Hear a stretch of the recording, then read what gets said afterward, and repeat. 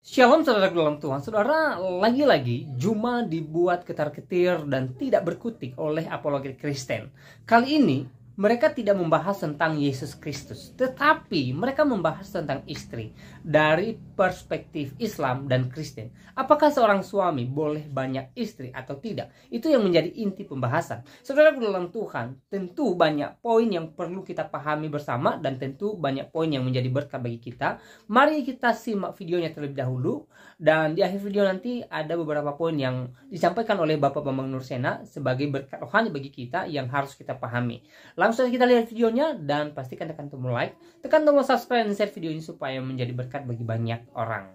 Ya, jangan membunuh, jangan berzina, jangan menyembah Allah lain, jangan menyembah. Jadi nggak ada istilah harus semua di aturan Tuhan. Jadi untuk apa Tuhan itu membuat akal dan pikiran manusia kalau semua juga Tuhan mengajarkan? Apa gunanya Tuhan itu memberikan akal dan pikiran? Gitu loh. Kita harus pahami dulu itu. Kalau harus semua seperti abang bilang begitu, waduh udah kacau bang. Konteksnya mungkin gini ya, mohon maaf, Mister, saya tengahin dulu ya mungkin ya. Mungkin yang mau ditanyain sahabat-sahabat Kristen itu gini Bang Zuma, mungkin Bang Zuma lebih mengkerucut gini. Jadi yang dilakuin atau yang terjadi dalam sejarah, bahwasanya Rasulullah Muhammad itu pernah menikah sekian gitu. Mungkin Bang Zuma bisa menjelaskan ini umat-umat Kristen itu mungkin dalam kamar-kamar yang berbeda ya. Mungkin Bang Zuma lebih mengerti akan hal itu. Saya di sini konteksnya cuma ateis. Mungkin saya kerucutkan, mungkin kalau ada yang salah mungkin ya silahkan dibenerin Miss Esther, Bang Saroha atau Bang Rantai Perak ya. Oke, gini. Tunggu. Sebentar Gini. Pak Saroha. Jadi gini. Tadi itu teman-teman lahir dari ketika Pak Rantai Perak membacakan ayat, lahirlah respon dari kita masing-masing. Anda bisa melihat ya, orang Kristen yang memiliki Roh Kudus, ketika dia merespon kitab, ketika dia merespon kitab itu, logikanya masuk gini. Dalam pandangan ada label yang diberikan orang beristri banyak itu cacat. Itu cacat. Jadi tentu manusia yang normal dia tidak akan mau mengikuti yang cacat itu. Itu ketika Roh Kudus ada di dalam dirinya. Di situ udah jelas dikatakan tidak boleh ada cacat, termasuk itu cacat beristri lebih dari satu. Nah, orang Kristen itu bisa memahami itu dengan mudah. Kalau itu sebuah kecacatan, ya jangan dilakukan. Tetapi di pihak lain, orang-orang yang berpaham poligami, tentu dia mencari pembenaran dengan berkata, oh itu hanya buat pemimpin jemaat. Nah, di Ulangan 18, Keluaran 18 ayat 18, kalau nggak salah Ulangan 18 ya, itu juga raja dilarang untuk beristri banyak. Raja aja nggak boleh. Nah, orang yang memiliki Roh Kudus tentu dia akan berpikir raja aja nggak boleh, apalagi kita rakyat jelata. Ditambah lagi dengan yang tadi dikatakan oleh Pak Rantai Perak bahwa sejak semula Allah menciptakan satu laki-laki dan satu perempuan. Nah, ditambah lagi orang Kristen melihat ketika Allah mengizinkan air bah menimpa dunia ini, Allah juga memberi contoh. Satu istri, satu suami, 4 perempuan dan 4 laki-laki masuk ke bahtera. Nah, di situ orang-orang yang memiliki Roh Kudus dia bisa berpikir positif. Dia bisa memahami bukan untuk untuk kesenangan dirinya saja, untuk membenarkan dirinya. Tetapi dia melihat apa yang benar, apa yang baik, apa yang manis didengar, bukan yang untuk membenarkan. Beda dengan ketika orang mau membenarkan poligami. Dia tentu melihat, oh itu buat pemimpin agama. Begitu. Ya, lanjut. Silakan Bang Zuma untuk ditanggapi itu, mungkin udah dikerucutkan sama teman-teman itu. Iya. Baik, makasih. Satu hal yang perlu teman-teman pahami ya, dan diambil secara tidak baik. Bagaimana Berseba diambil oleh Daud, dan dari Berseba lah kemudian turun keturunannya sampai kepada Yesus. Daniel, kitab Daniel Anda tidak akan punya kitab Daniel. Kenapa? Daniel itu berasal dari istri hasil poligami. Ya, kitab pengkhotbah tidak akan Anda punya. Kenapa? Karena kita Bang Zuma, mohon maaf, Bang Zuma, lebih ke konteksnya aja yang ditanyain Miss Esther sama Bang Saroha atau teman-teman yang lain itu kan dalam perspektif Islam. Biar sama-sama diskusi itu biar tidak ad hominem terus gitu loh. Jadi gini Bang. Silakan Bang Zuma. Tunggu, saya ngomong dulu Bang. Ya, maaf dulu Bang ya, aku potong dulu sedikit. Abang Juma, ya dengar ya. Sedangkan yang nggak benar aja, abang bilang saya iakan, apalagi benar. Oke, satu. Yang kedua, abang jangan pernahlah membawa-bawa tentang kitab Kristen. Kenapa? Bawalah dengan sesuai dengan kepercayaan dan ajaranmu. Gitu yang benar. Karena Kristen itu tidak pernah, tunggu dulu, tidak pernah mengkaitkan. Dia nggak menguasai Al-Quran, Pak. Iya, Gimana oke, dia gitu. ngomong? Gini. Kan tadi saya sudah tunjukkan ayatnya. Cukup satu istri. Dengar dulu. Nah, kalian ada nggak cukup satu istri? Ada nggak? Ditengahin aja, ditengahnya. Mohon maaf ya Bang Zuma, yang lebih kondusif semuanya biar bisa ada hikmah ketika diskusi. Maksudnya Bang Soroha itu gini, ini kita mau lihat, kawan-kawan ini mau lihat dalam perspektif Islam kan gitu. Jadi Bang Zuma tetap dalam konteks ajaran Islam itu Bang Zuma bisa memberikan wawasan dalam hal itu supaya teman-teman Kristen juga dapat paham ketika Bang Zuma bisa menjelaskan akan hal itu. Silakan Bang Zuma, dilanjut. Mungkin bisa dipelurus supaya nggak belok-belok lagi ya Bang Zuma ya. Silakan. Iya, jadi Anda jangan khawatir ya. Saya tidak akan menzalimi Anda semua. Karena yang saya jabarkan adalah kitab yang Anda pegang. Bang, sudah aku bilang tadi Bang, sorry Bang. Saya kalau bilang Jangan panik. Santai. Sekarang bukan masalah panik. Al-Quran sudah mengatakan wa in khiftum alla tufsitu tuqsitu fil yatama fankihu ma zabalakum minan nisa. Ya. Jadi di situ dikatakan jika kalian khawatir tidak mampu berlaku adil. Apa yang dikatakan oleh Allah? Maka cukup Surat An-Nisa ayat 3 itu. Surat An-Nisa ini perintah. Mana ini perintah dalam agama kami. Ya. Tertulis di mana Bang? Tertulis di mana? Surat An-Nisa ayat 3 Bang Soroha. Silakan dicek. Wa in khiftum alla ta'dilu fawahida. Cukup satu. Ini di dalam Al-Qur'an. Poligami itu cuman solusi. Kenapa? Karena kehidupan manusia itu akan bergeser nilainya ke depannya. Satu, kedudukan pria melebihi wanita dalam berbagai peristiwa dalam kehidupan kita. Oke. Kedua, libido pria itu lebih panjang, lebih lama bertahannya dibandingkan libido wanita. Ketiga, para wanita tatkala kedatangan menstruasi atau haid, ya, sebagian mereka pada hamil secara praktis membuat wanita tidak dapat didekati atau disetubuhi oleh suaminya. Sementara tidak ada larangan seperti bagi pria bahwa dia haid, atau tidak ada perintah bagi pria untuk kemudian mengeksekusi dirinya untuk tidak melakukan sesuatu terkait dengan penghalalan. Oleh karena itu, solusinya adalah kalau laki-laki ini daripada dia berzina, maka dia menikah. Itu solusi yang diberikan oleh Al-Quran. Lalu kemudian banyak wanita yang kehilangan suami, ya, alasannya banyak. Ada yang mati dalam perang, ada yang kemudian meninggal pada saat karena sakit, ada karena di penjara, ada karena tugas di luar dan seterusnya. Sementara perempuan, gimana tuh?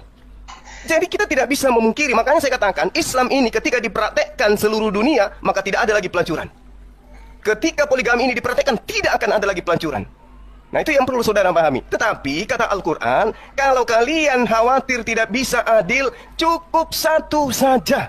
Makanya saya tantang saudara-saudara, di mana di dalam. Baik, terima kasih Bang Zuma, mungkin Miss Esther atau Bang Soroha saya bacakan ya teman-teman ya.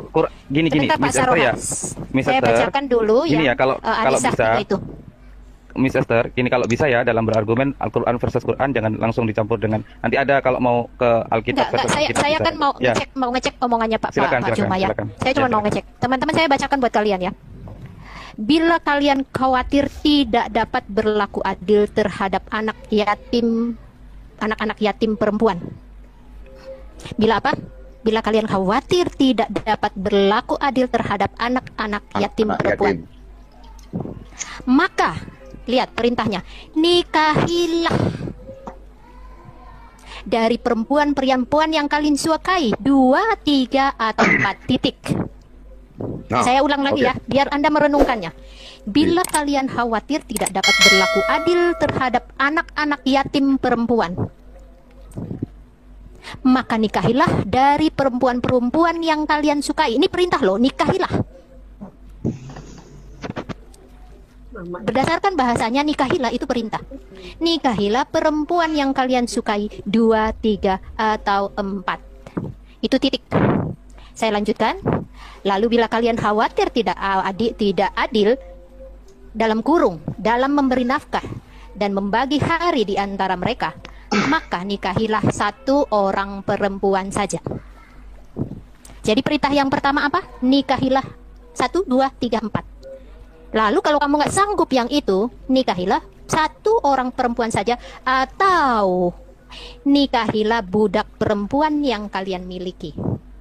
Yang demikian itu lebih dekat pada tidak berbuat aniaya. Saya cuma mau membacakan saja. Terima kasih. Bang Zuma mungkin ada tafsir atau atau penjelasan mengenai surat An-Nisa ayat 3, mungkin Bang Zuma bisa menjelaskan tentang kronologi surat itu. Bang Zuma juga bisa menjelaskan atau membacakan ulang untuk surat itu. Kalau Bang Saroha ada yang mau disampaikan, silahkan Bang Saroha. Bang Saroha dulu, silahkan Bang Saroha. Udah, jadi gini ya, aku dulu. Jadi gini Bang Zuma, tadi memang bagus kok yang abang bilang itu solusi. Oke, aku terima. Tadi sudah aku bilang ya, yang nggak benar aja abang bilang, saya iakan.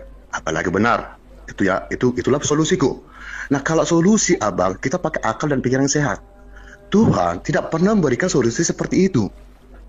Ya, karena di zaman dulu banyak istrinya, mungkin seperti abang bilang karena perang, karena ini. Tapi kejadiannya berantakan semua. Nggak ada keadilan dalam lebih dari satu istrinya. Makanya dengan akal dan pikiran sehat yang diberikan Tuhan kepada manusia, solusinya adalah setia sehidup semati dengan istri atau dengan suami. Tidak ada lebih dari situ. Itu solusinya yang baik dengan masuk akal. Kalau dibilang lebih dari satu, apa yang terjadi? Yang kita alami di dalam dunia ini, banyak juga yang bermasalah. Berarti nggak solusi dong. Kan gitu. Gini, Bang Saroha, ini saya mau tanggapi tap-tapan yang dibawa. Bukan Bang Zuma tidak boleh membaca Alkitab ya, tapi secara konteks kitab suci itu kan suci menurut pemeluknya masing-masing. Jadi kita tidak boleh membenturkan kitab suci dan kitab suci kan gitu. Ya, itu untuk pemahaman masing-masing. Nah, di sini ini kan teman-teman dalam konteks ingin mencari tahu tentang pemahaman dalam perspektif Islam, bagaimana kok 2, 3, 4 seperti yang dijelaskan oleh Bang Zuma, seperti apa ya. Mungkin dilanjut oleh Bung Rantai Perak bisa menambahkan untuk gimana nanti terakhir untuk Bang Zuma bisa menjelaskan. Silakan Bang Rantai Perak, silakan kalau ada yang mau disampaikan. Ya, jadi begini ya, sebenarnya bagi saya kalau Bang Zuma mau ambil ayat Alkitab, sebenarnya bagi saya tidak masalah ya. Kalau bagi saya dalam diskusi ya. Cuman ketika mengambil ayat Alkitab itu, bacakan lalu tanyakan maksudnya, kenapa tertulis seperti ini. Begitu. Jadi bukan mengambil ayat Alkitab atau menarasikan Alkitab itu dengan narasi pikiran Bang Zuma. Karena kalau kita bandingkan Daud ketika dia berzina dengan Berseba, dan dia mendapatkan anak dari Berseba, anaknya itu mati karena Tuhan menghukum. Bahkan Daud bermohon, berpuasa, seorang raja yang luar biasa, raja yang bukan sembarang raja terbesar Israel, sampai bermohon kepada Tuhan, sampai berpuasa, tetap saja dihukum Tuhan, anaknya itu pasti mati. Nah, ini kalau kita bandingkan ya. Halo, mohon maaf Bang Rantai Perak, Bung yang pemilik Komal ini ada Islam naik 1, naikkan aja, kasihan Bang Zuma 1 versus 2 ini. Silakan untuk yang Islam yang lain biar kita sama-sama mendapatkan konsumsi akal sehat juga di sini. Bagaimana cara menjelaskan? Silakan Bang Rantai Perak dilanjut lagi. Ya, silakan Bang Rantai Perak dilanjut lagi. Mohon maaf ya. Ya, jadi kalau kita bandingkan bagaimana kebijaksanaan Allah Israel untuk mengajarkan bahwa apa yang dilakukan Daud itu betul-betul satu kesalahan fatal, benar-benar tidak bisa dicontohi. Nah, itu memang benar-benar dinarasikan di dalam Alkitab. Berbeda kalau kita melihat apa yang dilakukan oleh junjungan dari Bang Zuma, itu selalu mendapat restu dari Allah. Sangat berbeda dengan Tuhan Allah Israel. Tuhan Allah Israel itu, jadi jangan bilang, kalau Kristen tidak ada seperti persinahan Daud itu, tidak akan ada kitab pengkhotbah. Nah, di sini Bang Zuma perlu tahu ya bahwa ketika Tuhan menghukum seseorang, dia bukan menghukum selama-lamanya. Apa perbuatannya itu yang dia hukum, tetapi jelas dia hukum, bukan dia restui. Perbuatan yang salah dia hukum, bukan dia restui. Tetapi di Tuhan kita, di dalam Kristen kita itu, hal yang buruk itu bisa dia ubah itu menjadi yang menjadi berkat bagi orang. Itu hukumannya dia sudah diterima kan. Nah, baru kemudian Berseba mendapatkan kembali anak dengan dengan Daud. Nah, dengan anak dengan Daud itu memang sudah istrinya Berseba itu yang menjadi penulis kitab pengkhotbah. Jadi jangan menarasikan yang tidak jelas. Jangan sampai berpikir bahwa Raja Sulaiman ini, Raja Salomo ini adalah hasil persinahan Raja Daud dengan Berseba. Jadi kalau kita melihat misalnya Alkitab mengajarkan ya, Bang Zuma tadi rupanya belum mau berhenti di soal tadi ya. Jadi lebih baik saya bacakan saja tentang ajaran Tuhan Yesus ya.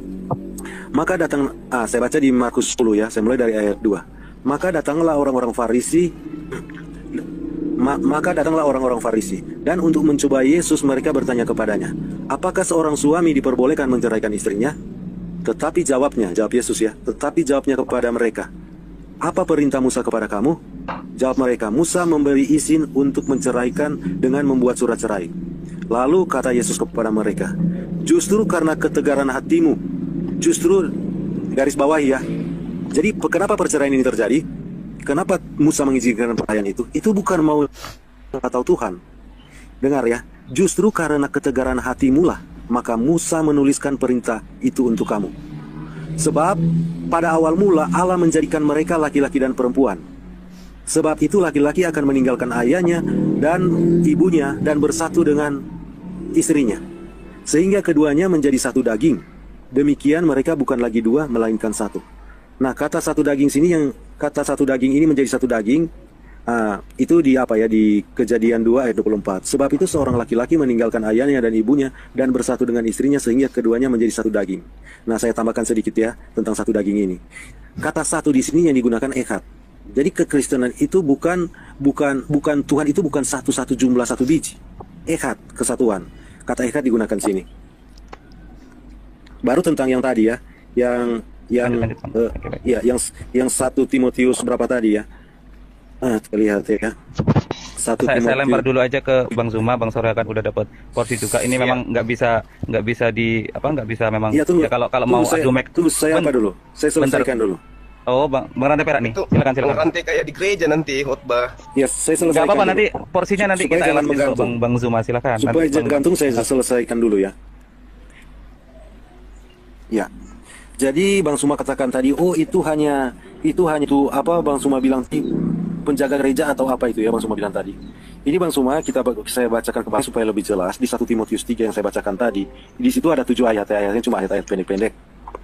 Judulnya syarat-syarat bagi penilik jemaat. Ini cuma penilik jemaat. Ini bukan penilik jemaat itu bukan apa? Bukan jabatan yang tinggi ya di dalam kekristenan, itu bukan jabatan penilik jemaat. Di dalam jabatan gereja itu ya. Syarat-syarat bagi penilik jemaat. Benarlah perkataan ini. Orang yang menghendaki jabatan penilik jemaat menginginkan pekerjaan yang indah. Karena itu penilik jemaat haruslah seorang yang tidak bercacat. Suami dari satu istri dapat menahan diri. Nah, ini kan contoh yang Bang Zuma katakan tadi. Istri lagi haid lalu bagaimana? Nah, Kristen kita diajarkan dapat menahan diri. Mengendalikan dirinya sendiri, bukan mengikuti hawa nafsu. Saya rasa udah cukup ya, Bang Rantai Perak, sopan, ya. suka memberi tumpangan. Tunggu, harus diselesaikan dulu. Ini tinggal sedikit baik. tinggal sedikit. Jangan supaya tidak menggantung. Oke, Supaya 1 menit jawabannya lagi ya, jelas. Bang Rantai Perak, Diskusinya ya. tidak mengambang. Biar Ya, Bang diskusinya Zuma tidak nggak merasa terzolimi juga. Mungkin 1 menit lagi ya Bang Rantai Perak. Iya. Silakan Bang Rantai Perak. Iya. Jadi begini ya. Dipotong-potong akhirnya, padahal cuma sedikit, saya bilang 7 ayat cuma pendek ya. Jadi harus bijaksana, sopan, suka memberi tumpangan, cakap mengajar orang. Bukan pemabuk, bukan pemarah, melainkan peramah. Jadi di sini dikatakan bukan pemarah melainkan peramah. Pemarah saja dikatakan bukan pemarah, apalagi pembunuh, menyuruh memerangi. Itu tidak masuk sama sekali dalam ajaran Kristen. Pendamai, koma tadi ya, pendamai, bukan pemerang, bukan perangi orang-orang, tidak disuruh perangi orang-orang, tapi pendamai, bukan hamba uang. Seorang kepala keluarga yang baik disegani dan dihormati anak-anaknya. Jikalau seorang tidak tahu mengepalai keluarganya sendiri, bagaimana ia dapat mengurus jemaat Allah? Jadi jika seorang tidak mampu mengepalai keluarganya sendiri, bagaimana dia bisa mengurus jemaat Allah? Nah, Oke, kalau terima orang tidak kasih bisa mengurus, untuk Bang Rantai Perak ini ya. Tunggu, saya selesaikan dulu. Iya, Bang Rantai Perak, nggak apa-apa. Bang Rantai Perak selesaikan habis ini biar Bang Zuma tangkepin dulu. Nanti porsinya biar diskusi itu terasa lebih sehat dan terlebih nikmat. Bukan tinggal sedikit. Iya, tadi udah sedikit. Gimana? Kan? Anda moderator, memotong, membuat diskusi ini akan pernah selesai. Ya, Oke, Coba baik. Sis kalau bisa ganti moderatornya. Oke, baik. Ini moderator ini seperti motong-motong terus, mengacaukan narasi saya. Bukan mengacaukan saya, Bang Rantai Perak. Lebih tepatnya saya memberikan porsi yang pas untuk yang lain-lain dalam speaker Komar. Porsi bagaimana ukuran yang Anda pakai tadi? Saya sedang menarasikan satu konteks ayat Alkitab lalu tidak diselesaikan. Oke, baik Bang. Harus Bang diselesaikan Acel, satu silakan konteks ini. dibuka speakernya, nggak apa-apa, silakan. Kecuali Oke, saya lompat-lompat. Silakan Bang konteks, Suma, Bang tidak Saroha, pindah. Bang Acal, Bang Rantai Perak, silakan. Kecuali dengar ya host. Kecuali saya sudah selesai ini lalu saya loncat ke sana kemari seperti kodok, mungkin itu bisa dihentikan. Ya, terlalu Tapi panjang. di sini saya sedang berbicara. Lama. Iya, saya sedang berbicara satu konteks. Kayaknya saya lebih Saya paham sedang dari berbicara Anda, satu konteks itu supaya bisa masalahnya. mengerti. Bagaimana Anda bisa lebih Jadi saya paham habis kalau Anda kasih bilang di makan dalam ini. Kristen tidak diajarkan satu istri tadi. Dalilnya Ini mana? baru saya selesaikan. Tinggal sedikit. Dalilnya. Tinggal sedikit. Ini saya sedang bacakan. Berarti kamu tidak mendengar. Kalau berdiskusi dengan orang Kristen, otak harus dibawa penuh. Jangan otak cuma seperempat. Akhirnya saya sudah narasikan, semua sudah mendengar, sudah jelas. Teman diskusi saya itu sebenarnya tidak mendengar. Enggak dalilnya cukup satu istri gitu loh. Enggak usah berkhotbah. Ini sedang saya bacakan. Narasinya baru saya lewat. Gimana ini diskusi ini lalu tidak membawa telinga dan otak? Harus membawa telinga dan otak. Anda yang tulis, saya minta data cukup satu istri, mana dalilnya? Anda berkhotbah malah. Oke, saya undur lagi ya. Jangan bilang lama, saya undur lagi karena kamu ternyata tidak masuk, harus diulang-ulang seperti anak kecil. Kitab mana itu? 1 Timotius 3 ayat 2, saya mulai kembali dari ayat 2, saya undur sedikit lagi. Karena itu seorang penilik jemaat haruslah seorang yang tidak bercacat, suami dari satu istri. Jadi kalau dia sudah punya dua istri gereja, untuk menjadi ini bukan pemimpin gereja, cuman penilik jemaat, bukan pemimpin gereja ini. Itu pemilik jemaat. Kamu tidak tahu artinya apa? Ini cuman penilik jemaat, bukan pemimpin gereja. Kamu tidak baca syarat-syarat bagi penilik jemaat, bukan pemimpin gereja. Itu namanya uskup. Itu namanya salah. Itu adalah pemimpin. Kamu salah. Penilik jemaat bukan uskup. Itu pengawas namanya. Penilik jemaat itu ada di dalam satu gereja. Kita sekarang ini punya gereja misalnya di dalam satu denom gereja ya. Kita ini tiap-tiap desa, tiap-tiap kampung punya satu gereja, punya penilik jemaat semua di situ. Berapa peniliknya satu gereja, Bang? Ya saya tidak tahu ada berapa, tapi punya penilik-penilik tiap-tiap gereja. Hanya penilik yang satu istri, jemaatnya yang kubilang ini Kristen. Ada nggak perintahnya cukup satu istri? Nah, kalau dikatakan termasuk orang yang lebih dari istri dari satu orang bercacat, apakah seorang Kristen harus orang bercacat? Oke. Nggak bisa. Okay. Makanya kamu dengar narasinya. Begini. Kamu nggak mendengar dari awal. 11 Bang Rantepera, tolong didengarkan. Namun demikian dalam Tuhan tidak ada perempuan tanpa laki-laki dan tidak ada laki-laki tanpa perempuan. Bagaimana dengan perempuan yang tidak ada istri? Oke. 1 Korintus 11 nomor 11. Perempuan yang tidak ada suami. Kalau satu istri, satu suami, bagaimana dengan perempuan yang tidak bersuami? Sementara dalil di dalam kitab saudara 1 Korintus 11 nomor 11. Namun demikian dalam Tuhan tidak ada perempuan tanpa laki-laki dan tidak ada laki-laki tanpa perempuan. Itu maksudnya gimana? Oke. Silakan. Sekarang kamu dengar ya Matius 19. Saya bawa kamu ke Matius 19 supaya kamu tahu kenapa ya. Matius 19. Padahal tadi kurang sedikit ya, tidak sempat selesai ya. Ini yang saya bilang lompat-lompat seperti kodok. Matius 19, dengar ya. Jadi data yang saudara bawa tadi itu untuk penilik ya, untuk pemimpin, pengawas, bukan untuk Kristen. Kalau punya lebih dari satu istri bercacat namanya, itu cacat, nggak bisa jadi penilik apalagi jadi nabi. Jadi dengar ya. Oh nggak bisa. Anda tahu nggak Salomo itu? Anda sudah jelaskan tadi Salomo ini. Salomo ini dari istri Daud namanya Bersheba. Ingat saudara Rantepera, ingat. Di dalam perjanjian lama sudah saya bacakan tadi. Ketegaran hatimu itu karena ketegaran hati bukan perintah Tuhan. Ada melakukan satu kesalahan, keturunannya sampai sekarang menganggung dosa itu. Daud melakukan kesalahan, Anda katakan terhapus dosanya sehingga Salomo tidak nanggung. Gimana ini? Ya saya menjawab pertanyaan kamu. Dengar dulu, saya menjawab pertanyaan kamu, jangan loncat-loncat seperti kodok. Kamu kan sudah dewasa. Jadi Matius 19 ayat 11 ya. Bukan lagi mengkhotbah saya. Dengar dulu. Saya juga punya bicara kan. Iya, kamu kan bertanya bagaimana. Jadi sekarang saya yang menjelaskan karena kamu bertanya bagaimana. Jawabannya itu tidak kena terhadap pertanyaan.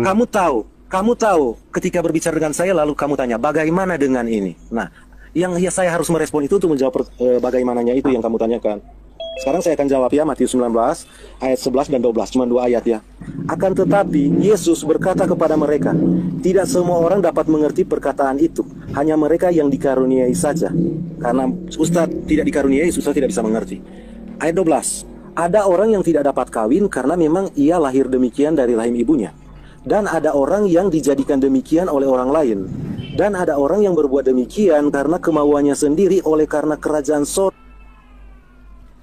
Mengunggulkan ajaran saudara, poligami itu jelek, poligami itu begini dan begono. Saya katakan sekali lagi, Rasulullah bukan datang untuk melegalkan poligami. Rasulullah datang untuk mengatur poligami itu. Ya, seluruh nabi, bahkan kalau Anda jeli melihat di dalam kitabnya orang Yahudi, Abraham istrinya yang bernama Sarah itu juga malah poliandri loh. Baca di Kejadian 12. Bang Juma, tolong dibaca baik-baik ayat 9-nya. Tolong dibaca baik-baik. Anda jangan menyebutkan sendiri, Bang Juma. Sabar. Anda tidak bisa menyebutkan sendiri. Baca baik-baik. Tetapi aku berkata kepadamu, barang siapa menceraikan istrinya kecuali karena zina, lalu kawin dengan perempuan lain, maka ia berbuat zina. Maka dia berzina, maka tidak boleh. Bahwa sudah bercerai, dia tidak boleh nikah lagi. Kalau dia nikah lagi, dia bercerai. Bang Juma jangan jangan perhatikan kitab ini. Saya lebih Kristen dari Anda. Saya lebih Kristen dari Anda. Bagaimana kalau menurut Anda cara kasihnya? Bagaimana menurut Anda kalau Aisyah ini saya bertahun tahun sama Muhammad? Saya tanya cara bagaimana? Bapak. Jadi ayat ini sangat jelas ya. Saya tanya Pak Juma. Sangat jelas di sini bahwasanya Matius 9 orang Kristen itu boleh bercerai, tapi satu, harus berzina dulu, kecuali karena zina. Boleh bercerai. Tidak diperintahkan untuk berzina. Bapak Ya, kalau Anda kemudian bosan terhadap istri Anda sudah nggak mau sama dia, Anda boleh berzina supaya bisa cerai. Benar nggak data ini? Tidak diperintahkan seperti itu, tidak diperintahkan seperti itu. Benar nggak kitab Anda ini? Benar nggak? Yang boleh Loh, ini ada pengecualian. Boleh bercerai kecuali karena zina. Boleh nggak? Boleh. Nggak seperti itu. Boleh. Yang jujur kan gitu. Tapi tidak boleh menikah lagi. Terserah Anda mau menikah lagi boleh, Anda tidak mau menikah lagi boleh. Tidak boleh. Kalau kau berikan kita mau berzina, makanya kenapa? Tapi boleh cerai. Tapi boleh cerai. Tapi boleh cerai. Kecuali Enggak, saya tanya, boleh cerai nggak dalam Kristen karena berzina? Boleh nggak? Boleh, kalau memang tertulis kalau Nah, boleh nggak kamu tunjukkan kepada saya siapa Kristen di Indonesia ini yang menceraikan istrinya dan tidak kawin lagi? Ada nggak? Tunjukkan satu orang saja. Oh, pasti ada, pasti. Ya, tunjukkan sama saya, tunjukkan. Tunjukkan sama saya. Pemimpin negara kah yang Anda kenal yang menceraikan istrinya dan dia tidak menikah lagi, tunjukkan kepada saya. Nabi kamu istrinya berapa? Saya tanya. Nabi kamu istrinya berapa? Kakeknya Yesus istrinya berapa? Kakeknya Yesus berapa istrinya? Saya tanya, Nabi kamu istrinya berapa? Kakeknya Tuhanmu istrinya berapa? Sampai Nabi kamu kakeknya Tuhanmu istrinya berapa? Saudaraku, sadarlah, Tuhanmu punya kakek, Tuhanmu punya kakek, istrinya itu ribuan. Kamu menikahi anak kecil orang cuma umur 6 tahun dan digauli umur 9 tahun. Hati-hati loh. Hati-hati ngomongnya, Bung, hati-hati. Bang Juma jangan sembarang. Kok jadi sembarang? Anda sendiri mengakui loh. Anda sendiri mengakui bahwa memang boleh, tapi tidak boleh menikah lagi. Tapi tidak boleh menikah lagi. Dia betul enggak? Berarti dia bukan pengikut Kristus. Itu urusan belakangan. Gitu. Yang pasti Anda boleh bercerai, yang penting salah satunya berzina. Sampai maut yang memisahkan. Silakan Nabi Bapak 2 kali 13 kali, istri 13. Belum dengan budak-budaknya. Nabi Anda. Bagaimana dengan kakeknya Tuhan Anda? Mau saya bacakan. Kakeknya Tuhan Anda berapa istrinya? Ayo, yang jujur. Saya mau bacakan, Kakeknya Tuhan Anda istrinya berapa? Itu dulu. Jangan lari kepada Nabi kami. Kenapa? Karena Nabi kami itu cuman membatasi. Oke? Daud istrinya berapa? Salomo istrinya berapa? Abraham istrinya berapa? Itu dulu. Tunggu dulu, Bang Juma dengar dulu. Bang Juma jangan framing jangan panik. Justru Anda ini yang panik. Anda yang panik. Al-Quran sudah menjelaskan kepada kami umatnya. Walantas tadilu anta adilu bainan menafsirkan kami dengan sembarangan. Anda kurang ajar menafsirkan kami dengan sembarangan. Anda kurang ajar, Andi. Kamu mau baca? Saya kamu dengar baik-baik. Saya bacakan. Di Sahih Bukhari 4738, dengar baik-baik. Nabi SAW menikahinya saat ia berumur 6 tahun dan ia digauli saat berumur 9 tahun. Nabi macam apa seperti itu? Kami cukup satu istri. Sekarang mana dalilnya kitabmu kalian cukup satu istri? Ada nggak? Ada. Baptis saya kalau ada, baptis saya, baptis. Baptis saya sebanyak 7 turunan kalau ada. Satu istri cukup di Kristen, mana dalilnya? Suma. Nggak ada dalilnya itu, Bung. Makanya ingat, Kristen Indonesia baru menjadi penganut kitab Bible itu setelah dan sebelum Indonesia merdeka. Paham ya? Paham ya? Kalian itu belakangan baru pegang Bible. Lihat Barat, Romawi, Yunani. Lihat dunia Barat, bagaimana mereka dalam hal hubungan laki perempuan. Lihat itu. Oke, saya jelaskan ini teman-teman. Teman-teman, saya kalau jelaskan Anda lebih tahu, Anda lebih paham. Oke, Bang Rantepera, saya mau tanya ini Saudara Adade. Saudara Adade, dengarkan saya. 1 Korintus 11 nomor 11, demikian firman Tuhan. Tidak ada perempuan tanpa laki-laki. Tidak ada laki-laki tanpa perempuan. Pertanyaan saya, bagaimana solusinya ketika perempuan lebih banyak daripada laki-laki? Apa solusi agamamu? Silakan. Berdasarkan 1 Korintus 11 nomor 11. Oke, saya jawab. Ini dalil kitabmu ini. Tidak ada perempuan tanpa laki-laki, tidak ada laki-laki tanpa perempuan. Pertanyaan saya, apa solusinya kalau laki-laki hanya 3, perempuannya ada 10? Apa solusinya? Ya, ada di Oke, saya jelaskan. Oke. Saya jelaskan ya. Ingat, tunggu dulu. 1 Korintus 11 nomor 11. Semua laki-laki harus punya perempuan, perempuan harus punya laki-laki. Pertanyaan saya, kalau laki-laki 2, perempuan 10, apa solusinya untuk menjabarkan ayat ini? Silakan. Dengar saya jelaskan ya. Yang dimaksud di situ memang tidak boleh lebih. Jadi Ustadz Suma harus tahu baru tentang solusinya. Ada bisa jawab, ada deh. Kalau Rantepera asumsi, ada deh bisa nggak? Ini saya sedang di dalam. Jadi kita mau bahas perikop itu. Jangan asumsi Rantepera. Saya butuh data. Ada deh, silakan Anda jawab. Dari ayat. Silakan. 1 Korintus 11 nomor 11, kalau 2 laki-laki, 10 perempuan, bagaimana solusinya menurut kitab Anda? Silakan. Oke. 1 Korintus 11 ayat Nomor 11. Ya. Makanya saya bilang jangan Ada comot-comot. dia nangis, ya. nggak bisa dia. Ya, dengar ya. Judul perikopnya hiasan kepala wanita. Lari ke perikop. Perikop itu siapa yang bikin? Bang Juma Kristen dijelasin. yang bikin, bukan Islam. Islam itu nak mengerti kitab suci maupun kuasa Allah. Makanya Udah, mengizinkan poligami. nggak usah Tuhan jualan Yesus sudah hijab. tegur. Nggak usah pakai Tuhan Yesus ilmu sudah hijab, Bung. tegur. Justru 1 kamu, Korintus 11 justru nomor kamu 11 tidak ini, mengerti kitab kelas suci perempuan maupun kuasa tanpa Allah. laki-laki, Di tidak surga ada itu tidak laki-laki ada tanpa perempuan. kawin-mawinkan, di surga tidak ada. Siapa bilang? Justru Yesus menjanjikan pengikutnya 100 istri. Sendiri. Cuma itulah kamu kurang ajar. Salah menafsirkan kita kami. Dengar. Ya udah, oke, Tante Pera diam, Tante Pera mohon diam, biarkan ada dia yang menjelaskan. Silakan. Rantai Pera mau menjelaskan.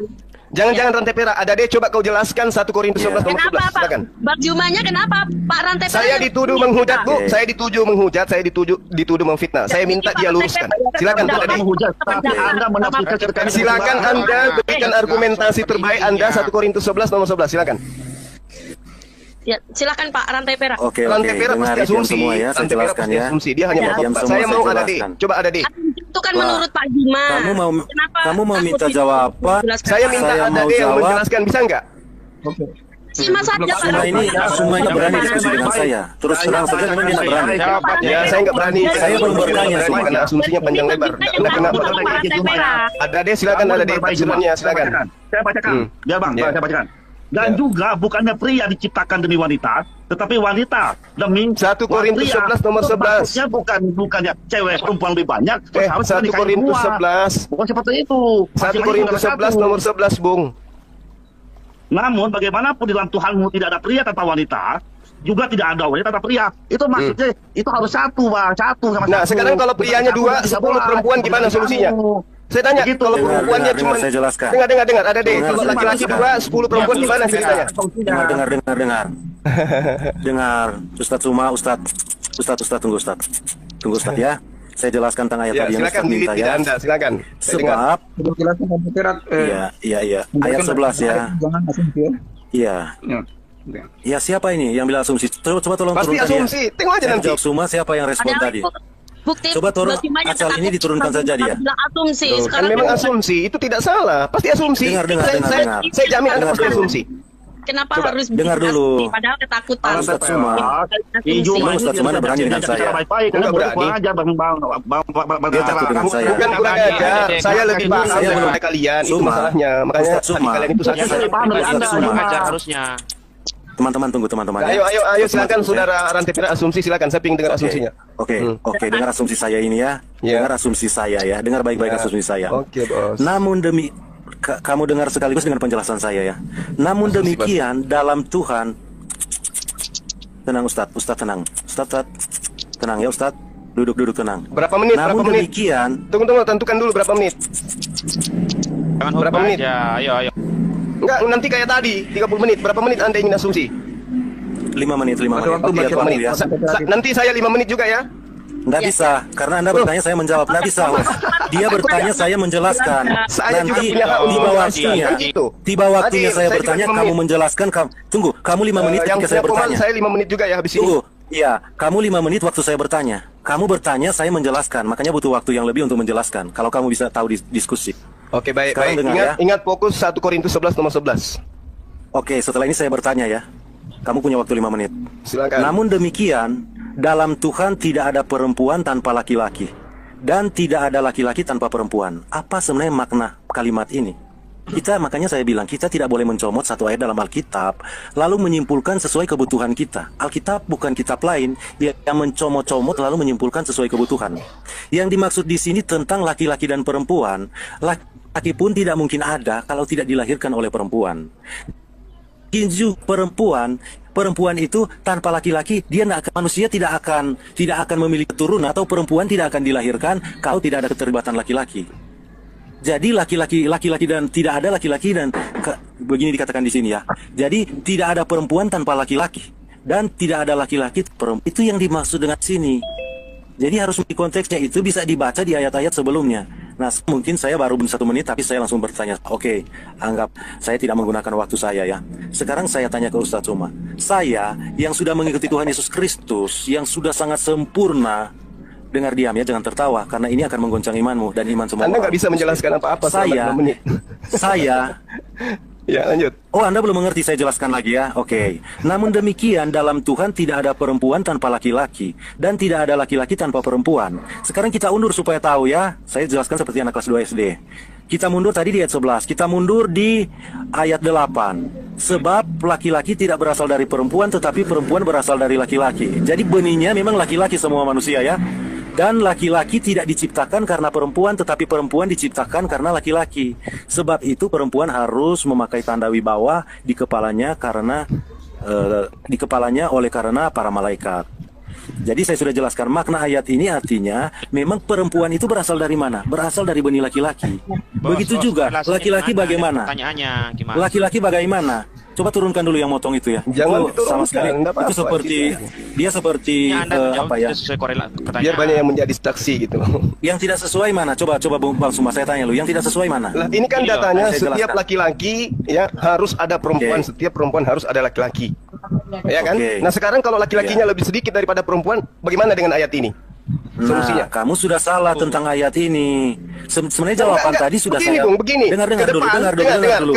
Ke depannya sangat boleh jadi perempuan lebih banyak daripada laki-laki. Kalau kondisi Tuhan itu kita sudah yang kita Maha duduk, Kuasa punya kalau solusi. kondisi itu sudah ada, kalau kondisi itu Tuhan sudah yang ada, Maha- kita berada Tuhan pada kita yang posisi Maha laki-laki Kuasa. lebih sedikit dari perempuan. Tuhan Bagaimana kita dengan yang data ini? Maha Kuasa. Data di dalam kitab Anda ini. Tuhan Berlaku kita nggak? yang Maha Kuasa, Tuhan kita yang Maha Kuasa punya solusi. Dia sudah Nah, menyediakan itulah solusinya poligami, Bung. Ini datamu Poligami- ini. Datamu poligami ini, persinahan. kalau perempuannya Tuhan 10, tidak laki-lakinya menyediakan tinggal 2, solusi. solusinya gimana? Tuhan tidak menyediakan solusi. Yang lainnya jadi Tuhan pelacur tidak gitu. menyediakan solusi. Perempuan solusi yang lainnya jadi persinahan nggak pelacur bisa. karena lebih dulu pelacur daripada orang saleh masuk di surgamu gitu. Dengar dulu Maksa semua. banget ketawa. Ya ampun ya Tuhan. Itulah otak kamu semua dengan sebenarnya coba. poligami. Dengar dulu teman-teman. Mau kasih Tadi kan saya solusi sudah berdasarkan bacakan Ada di dek ayat diam. di ayat sesudahnya. Ya teman-teman, di ayat sesudahnya tadi saya sudah bacakan, tetapi karena dia tidak puas saya mundur lagi. Sebenarnya di ayat sesudahnya tadi ayat 12 itu sudah sangat jelas. Cuma mungkin tidak membawa otak dan telinganya waktu diskusi. Pertanyaan Dengar ya? saya, kalau dengar 10 dulu. laki-laki, 10 perempuan, Ustaz, solusinya dengar, gimana? Ustadz dengar dulu tentang ayat tadi, jangan lompat ke sana kemari Ini dulu. kalau ayat Kamu Anda belum paham ayat Anda ketidaktahuan ditabrakkan kamu. dengan sikon, gimana solusinya? Ketidaktahuan kamu berbicara tentang ayat yang kamu bawakan, lalu kamu pergi ke jumlah laki-laki dan perempuan. Itu sangat tidak tepat, tidak menyentuh sama sekali dengan ayat yang kamu bawa. Sekarang kamu dengar maksud ayat yang kamu bawa supaya kamu tahu ya. Dengar dulu, kamu tidak memberi, kamu selalu motong saya menjawab. Tiap kali potong itu harusnya 1 menit ditambahkan. Jadi dengar ya.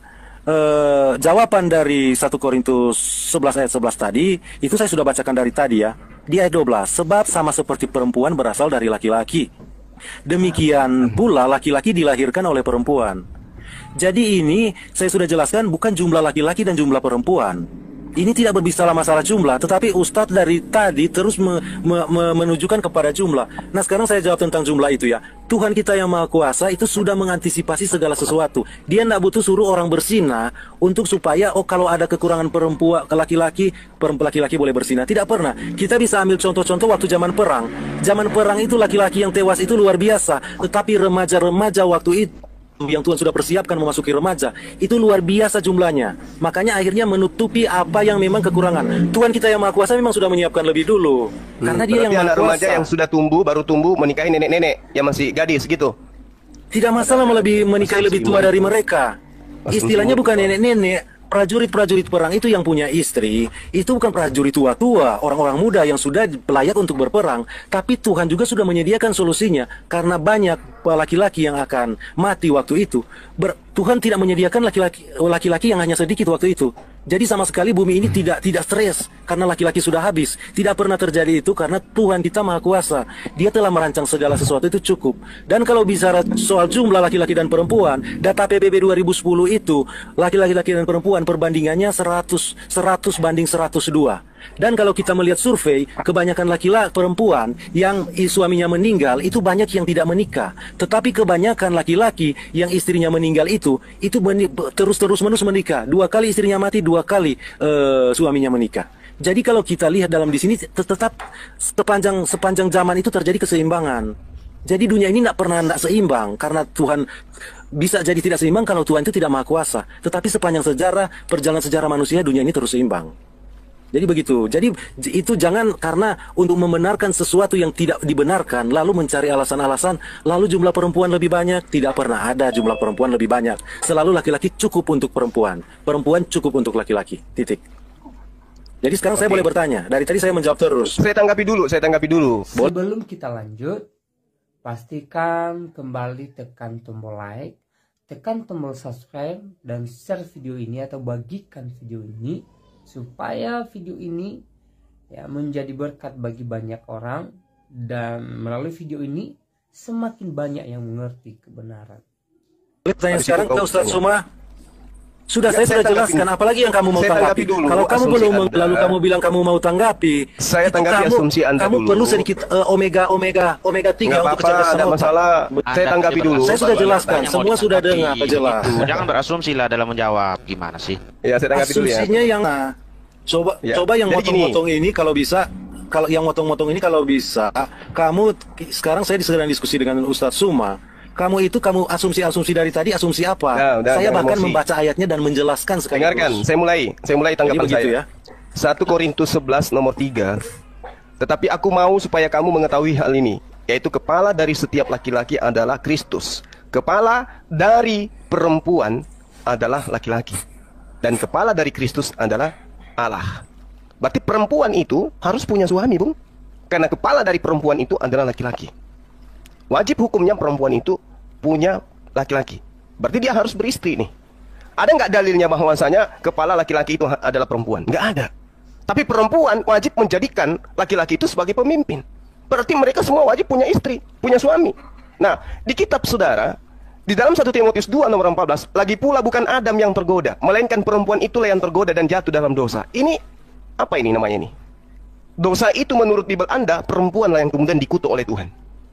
Paham ya? Jadi perempuan selalu pada posisi yang naif.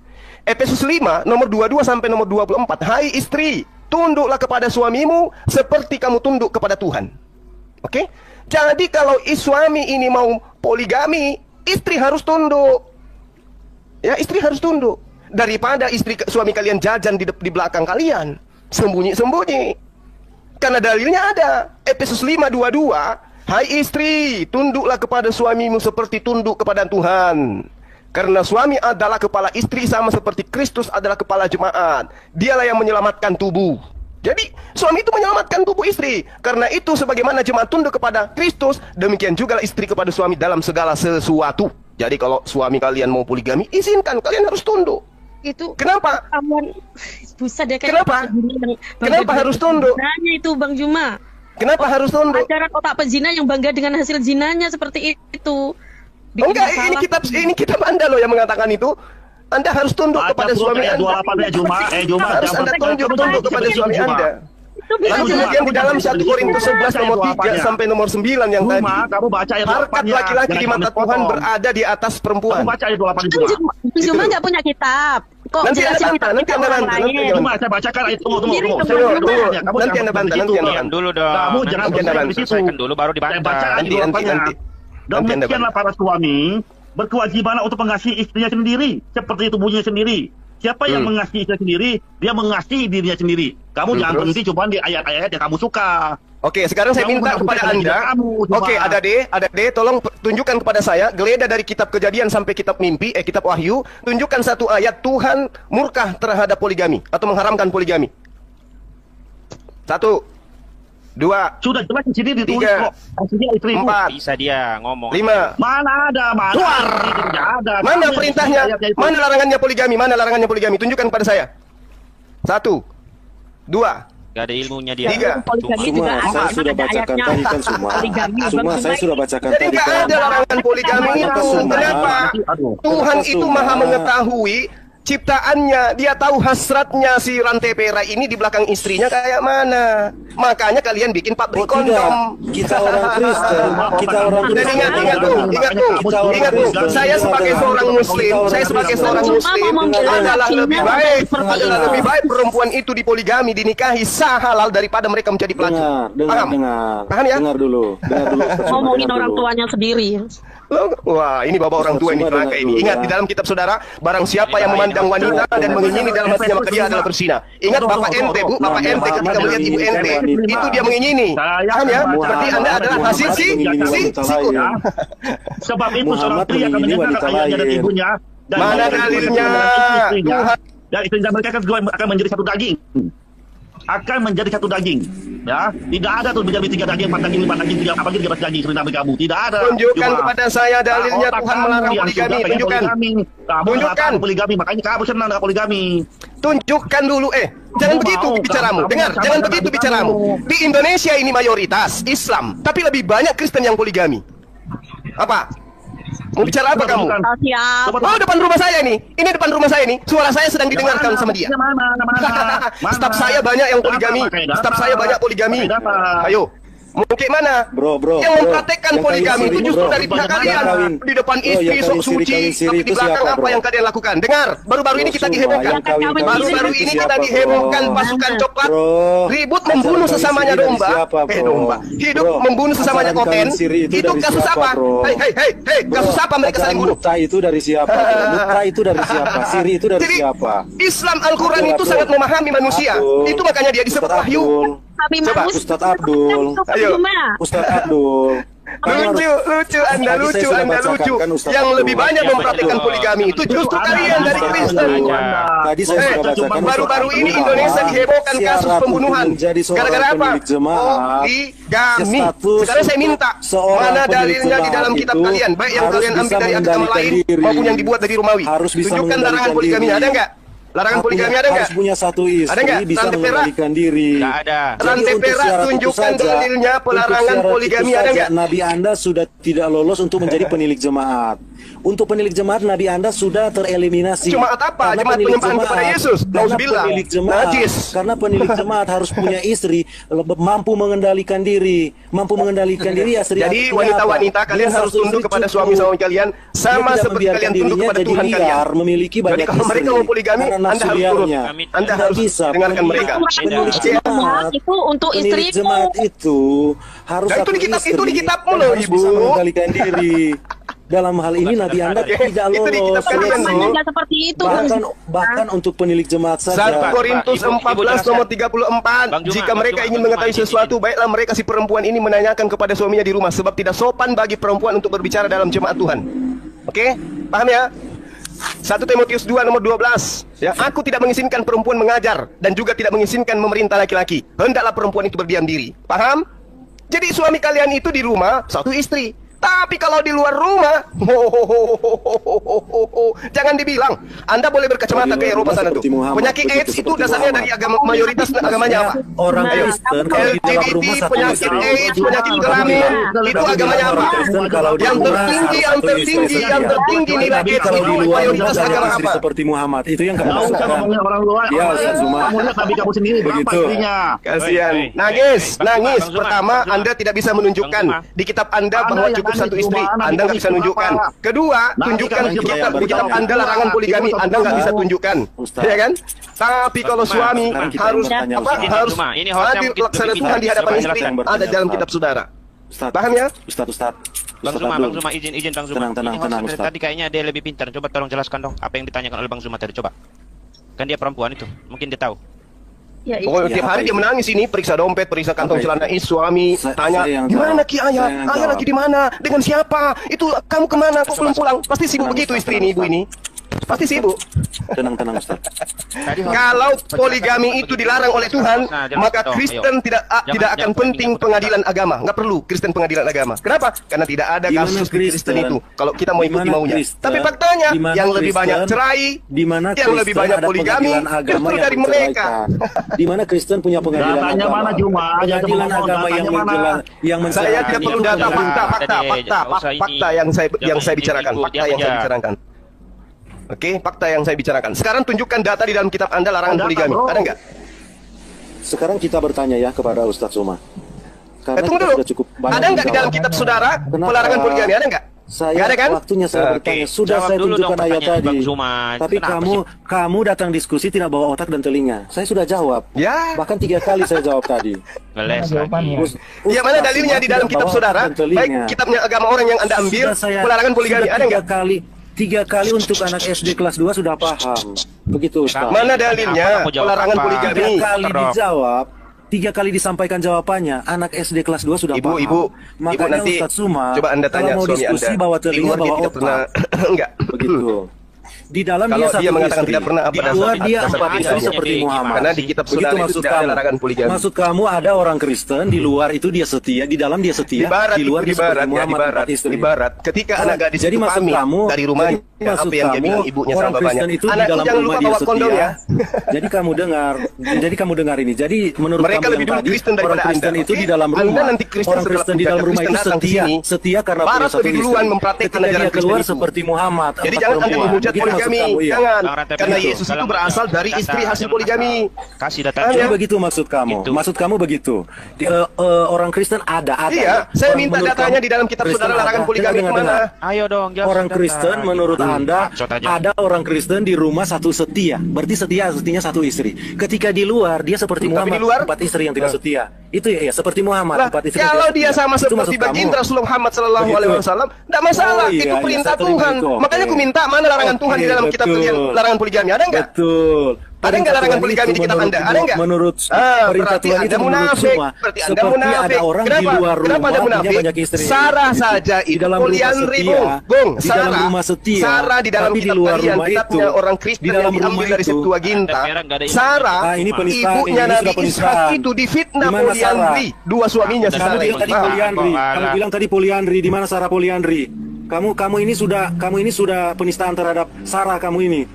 Di mana Sarah poligami? Silakan kamu tunjukkan di mana Sarah poligami. Ini bahaya kamu bicara ini. Kenapa kamu bilang Oke Sarah teman-teman, poligami? saksikan ya, saksikan saya Zulkifli Mabas akan mengajari rantai perak bahwa Sarah itu poligami di dalam kitabnya Kristen. Poliandri, Nah, sorry. di mana? Coba tunjukkan. Oke. Tunjukkan poliandri di Baca mana, kitab Sarah? Kejadian 12 nomor 14 Iya. sampai seterusnya. Iya. Silakan. Iya, kamu kita bawa saksikan bukti ya, teman-teman. di mana Sarah poliandri. Jadi dia menghujat Kamu yang bawa poligami, bukti. tapi di kitabnya justru ada praktek mana poliandri. kata-kata di situ? Mana kata-kata situ Sarah itu poliandri? Kamu bawa kemari. Oke, Kamu tanggung jawabkan perkataan boleh nggak saya kamu. bacakan? Boleh nggak saya bacakan? Bacakan kalimatnya seperti apa? Bacakan. Kalimatnya Oke, seperti baik. apa? Silakan kamu bacakan. Oke, sesudah Abraham masuk ke Mesir, orang Mesir itu melihat bahwa perempuan itu sangat cantik. Dan ketika penggawa-penggawa Fir'aun melihat Sarai, mereka memuji-muji di hadapan Fir'aun, sehingga perempuan itu dibawa ke istananya. Fir'aun menyambut Abraham dengan baik-baik, karena ia mengingini perempuan itu. Dan Abraham mendapat kambing domba, lembu, kedelai sapi, kedelai jantan, ya, keledai jantan, budak laki-laki, perempuan, lalu kemudian unta dan seterusnya. Tetapi Tuhan menimpakan tulah yang hebat kepada Fir'aun, demikian juga kepada seisi istananya. Karena Sarai istri Abraham itu, lalu Fir'aun memanggil Abraham dan kata, "Apa yang kau perbuat ini terhadap aku? Mengapa tidak kau beritahukan bahwa ia adalah istrimu? Mengapa engkau katakan dia adikku, sehingga aku mengambilnya menjadi istriku? Sekarang inilah istrimu, ambillah kembali, pergilah." Gimana? Poliandri nggak tuh? Di mana? Dua suami. Di mana? Di mana? Saya bacakan, kita lihat dulu di Sehingga mana. aku mengambilnya Dimana? menjadi istriku. Istri Abraham Dimana? diambil Dimana? menjadi Ayat. istri Fir'aun. Kita baca jelas. Kita baca jelas. Di mana? Di mana? Ibu jadi ibu juga boleh Dimana? praktekkan poliandri, Bu. Boleh. Silakan kalau ibu mau. Ada dasarnya di dalam kitab saudara. Dengar ya. Oke. Oke, dengar ya. Saya Dengar ya. saya kasih Di Kejadian ibu untuk 12. mempraktikkan itu. Dengar ya, di Kejadian 12 ayat 17. Ya. Bang Zuma. Saya berarti Jadi Anda sosokan bahas poligami, agama itu harus jangan dikira kalau kita berbicara mengenai poligami. Satu, tidak ada lain di Al-Qur'an selain Al-Qur'an mengatakan cukup satu istri. Anda tidak bisa menunjukkan di kitab saudara. Kedua, tidak ada pengharaman poligami. Ketiga, justru di kitab Anda mempraktekkan poliandri. Malu nggak tuh? Malu dong. Malu dong. Ayo. saya keluar dari Islam nggak pernah diajarkan. Keluar dari Islam. Aku mengutus kamu cerdik seperti ular, jinak seperti merpati. Suma di mana Jadi nggak usah bawa kayak gitu, Bu. Saya Suma. udah hafal semua tabiat kalian. Cerdik seperti ular. Ular itu identik dengan setan. Paham? Itu Di mana Suma? Kamu bilang Sarah itu Kejadian poligami? 12 nomor 19. Oke, Kejadian 12 ayat 19 ya. Sambil kopi teman-teman, ngopi, jangan lupa ngopi. Iya. Iya, oke. Oh ayat 19. Mengapa engkau katakan dia adikku sehingga aku mengambil dia menjadi istriku? Sekarang inilah istrimu, ambillah dan pergilah. Lalu Firaun memerintahkan kepada orang untuk mengantarkan Abraham bersama-sama dengan istrinya dan segala kepunyaannya. Jadi kita baca dari awal ya. Kabur, malu dia. Abraham di Mesir. Tunggu, Abraham di Mesir. Tunggu. Ya. Tunggu. Memang kau tahu bahwa tapi apabila orang Mesir itu berkata, iya, dengar. Oh ya, supaya Abraham masuk ke tanah Mesir, dan ketika memberikan Saul, mereka memujinya, berkata Firaun di istana. Firaun menyambut Abraham dengan perempuan keledai. Itu kan konteksnya waktu Firaun ngelihat. Dengar saya jelaskan ya. Sorry, Bang Zuma kepental kayaknya itu. Kita ambil dari ayat 17 ya. Bang Zuma kepental kayaknya. Bang Zuma kepental. Oh, Zuma sudah tidak ada. Itu kepental. Oh ya. Tunggu bentar. Jadi justru teman-teman, kalau kita lihat di sini, Tuhan menjaga Sarah di sini. Tuhan tidak mengizinkan untuk Firaun itu untuk menyentuh Sarah. Tetapi Tuhan dengar di sini ayat 17 ya. Tetapi Tuhan menimpakan tulah yang hebat kepada Firaun, demikian juga kepada seisi istananya. Karena Sarai istri Abraham itu. Justru Tuhan melindungi Sarai di sini. Tuhan melindungi Sarai di sini, bukan Tuhan mengizinkan, bukan Tuhan membiarkan Sarai. Karena alasannya apa? Mengapa engkau katakan adikku? Nah, alasannya kita lihat di awal ya. Tunggu ya. Kan Abraham kan ini kan konteksnya Abraham takut ya. Abraham takut karena konteksnya Abraham takut ya karena istrinya itu begitu cantik. Jadi dia mengaku adiknya supaya Abraham itu nggak dibunuh. Tetapi walaupun Sarah sudah diangkat menjadi istri ya, Elohim menghukum mereka ya, menghukum sampai kena tulah.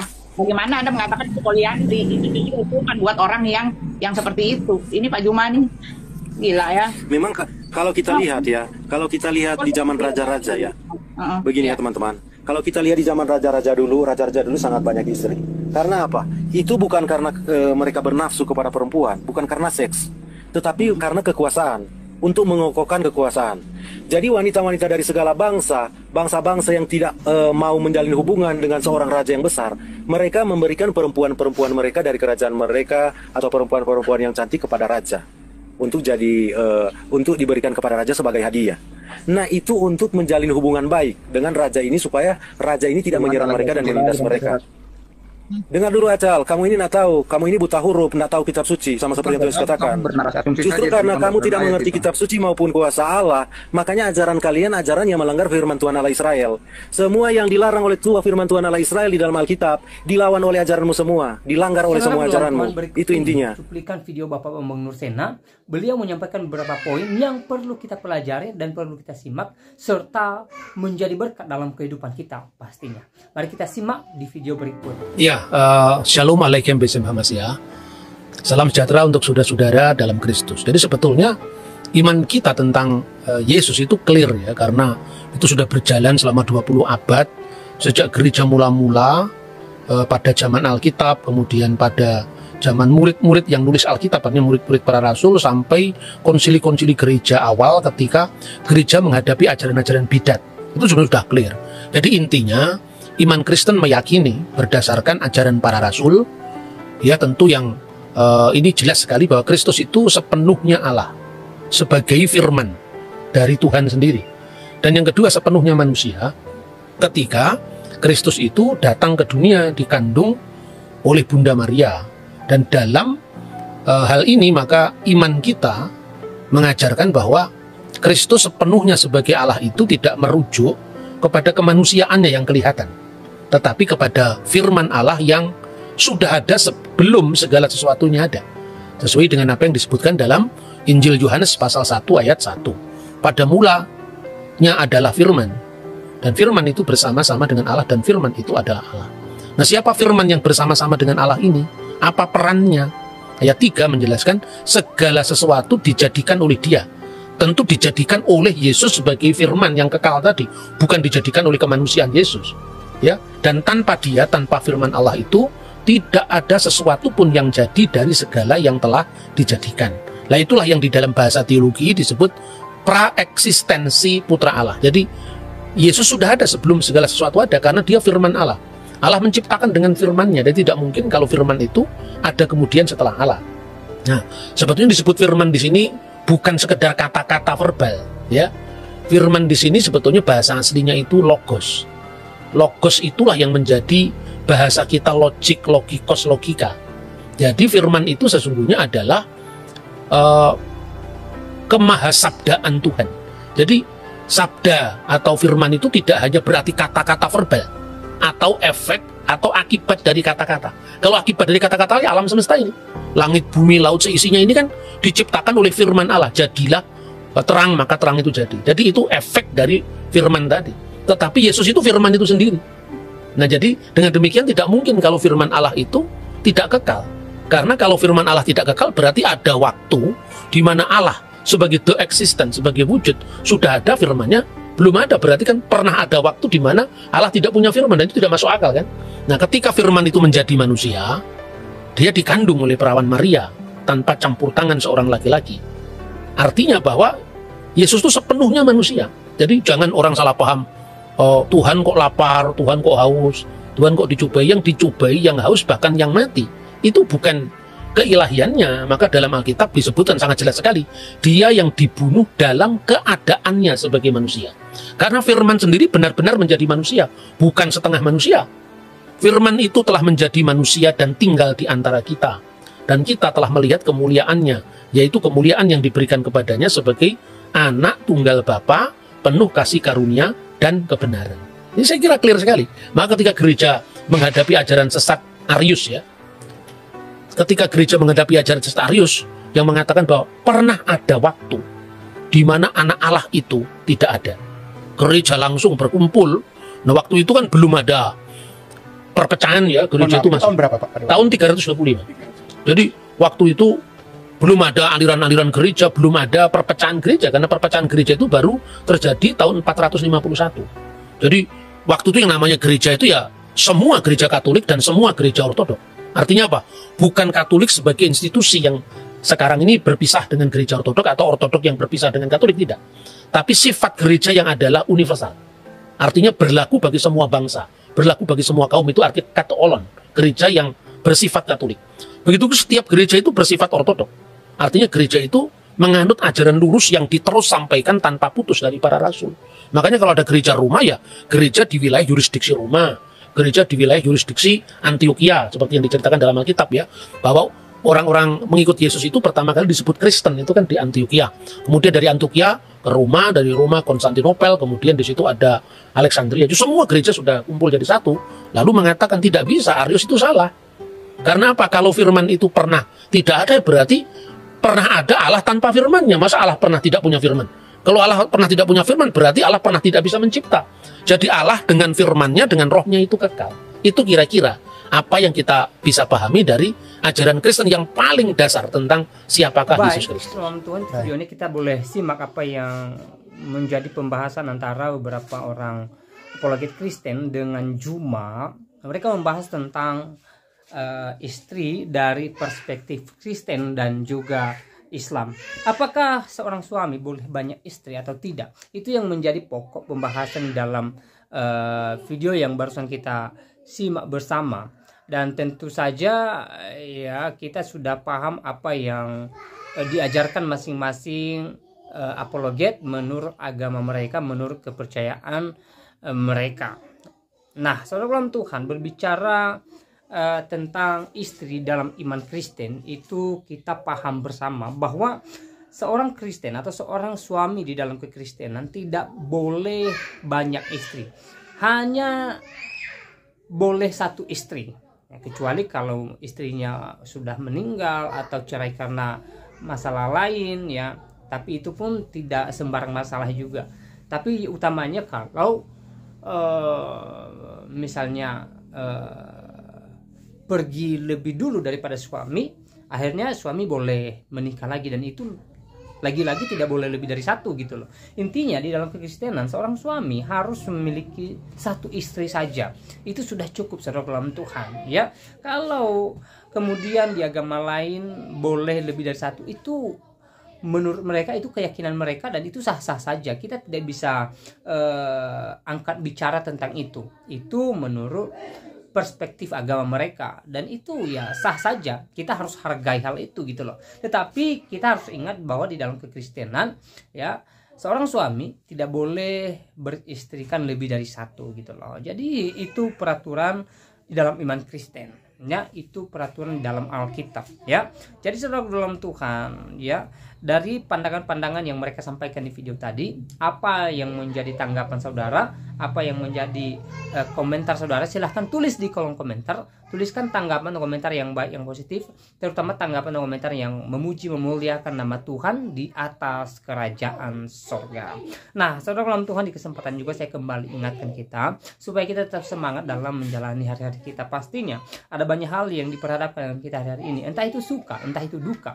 Saudara dalam Tuhan, mari kita tetap berserah kepada Tuhan, mari kita tetap mengandalkan Tuhan, dan mari kita percaya bahwa Tuhan senantiasa menolong kita, Tuhan senantiasa menopang kita, Tuhan senantiasa ada bagi kita, Tuhan tidak pernah meninggalkan kita. Hal yang terpenting adalah kita berserah kepada Tuhan, kita andalkan Tuhan, kita percayakan kehidupan kita kepada Tuhan, segala masalah kita, dan kita percaya bahwa Tuhan lebih besar dari segala persoalan kita. Saudaraku dalam Tuhan, Tuhan tidak pernah meninggalkan kita. Bahkan kalau kita pelajari bagaimana hamba-hamba Tuhan di dalam perjanjian lama hingga perjanjian baru mengalami berbagai-bagai pergumulan, mengalami berbagai-bagai masalah, mengalami berbagai-bagai persoalan, tetapi Tuhan senantiasa ada bagi mereka, Tuhan senantiasa ada menopang mereka, Tuhan senantiasa menolong mereka ketika mereka berserah kepada Tuhan. Maka hal yang sama pasti terjadi dalam kehidupan kita ketika kita berserah kepada Tuhan. Hal yang terpenting adalah kita mengandalkan Tuhan, kita percayakan kehidupan kita kepada Tuhan, dan kita percaya mujizat Tuhan nyata dalam kehidupan kita di sepanjang hari-hari kita.